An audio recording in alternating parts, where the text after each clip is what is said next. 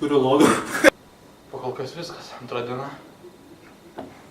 Mes, Pointer LT, Talpiname svetaines! Gerai atrodo. Čia žiūrim gyvūnus po operacijos. Priimamajame paleidžiame, padedame įleisti vaistus. Vieną dieną teko padėti iš plaučių traukti susikaupusį skystį. Teko ir užmigdyti katytę. Šiaip iš tikrųjų tai dažniausiai būnam šalia gydytojų ir stebim, ką jie daro, kaip daro. Šią savaitę dirbau Kauno aeroklube kaip praktikantė. Sužinojau visą jo istoriją, sužinojau, kaip galima po 12 klasių įstoti studijuoti į Gustaičių aviacijos institutą. Tikrai gavau daug informacijos naudingos ir manau ateityje pasirinksiu šią specialybę.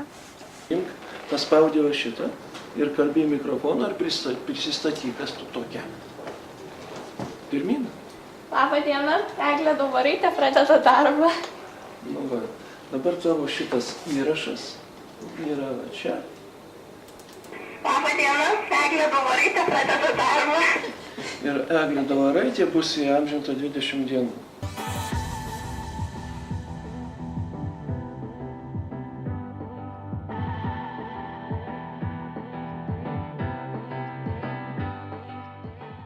Pagrindai, tai va tik šiandien, kad biškiai skirting, jau kitokia diena buvo, nes reikėjo čia, tepčia tortas, datėkau, šiaip visą savaitę tai iš šokolado tai įsilyda, ir paskui kuojas fermeles tai pilstai, paskui tai dar panas, viskas, kas susijęs su šokolado reikėjo daryti. Mes prisidedam prie renginių ISIC More, registruojam žmonės į tą renginį, darėm skaidres, kuriuose bandėm perteikti geriausias ICM-o savybės, gal galima taip pasakyti. Važiavom į Vilnių ir susipažinom su Vilniaus ICM-o dėstytojais ir studentais ir aplankėm visus pastatus. Ir šiandien rašom straipsnį Apie ISIC More.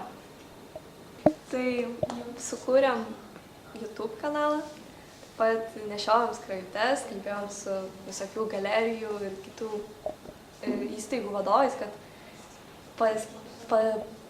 pasidalintus šiuo teatru ir spektakliais jose vykstančiais. Taip pat sukūrėm, nesukūrėm, bet patobulinom VDU teatro puslapį.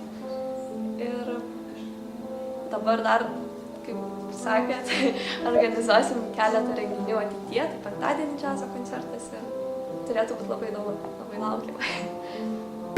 Pagrindinė tikriausiai mano užduotis buvo padėti organizuoti Startup Weekendą ir tiesiog padėjau kurti plakatų, struktūras, pristatymo medžiagą. Taip pat sutartis padėjau pildyti, kitą medžiagą ruošti.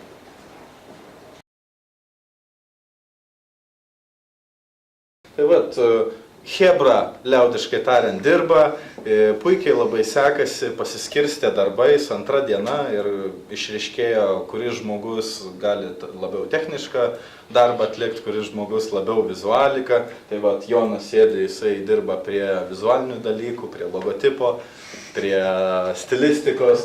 Toliau matom magnatą Igną, kuris labai puikiai įsigilino į svetainės kūrimo darbus, ir Donatą, kuris yra tarpinis variantas ir tarp vizualaus žmogaus ir tarp to techniko. Puikiai sekasi, puikiai. Man tai buvo viskas gerai, nes aš pagalvoju apie darbą, jam duodu ir jis po maždaug 10 sekundžių atsiuntęs yra rezultatą. Šiaip tai tikrai fainai, kad ateina žmonės pakankamai jauni, taip gerai susivokia, pavyzdžiui, Liudas net nežino, kiek šitam žmogui metų ir koks jis iš jo rezultatų būtų sunku spręsti, ką jis veikia šiuo metu gyvenime. Praktikantas, tai spėčiau gal, kad studentas yra, ar aš klystu, gal moksleivis? Nespėk. Metus. Nu, arba kursą, arba... Nu gerai, 12 klasė? Kelintokas? Savo 10 klasė. 10? Taip, pas mus tokie jauni ir jau puikiai suvokiantis startupų reikalus ateina praktikuotis. Wow. Šiemet labai puikus, labai smalsus iš tikrųjų. Labai daug klausimų.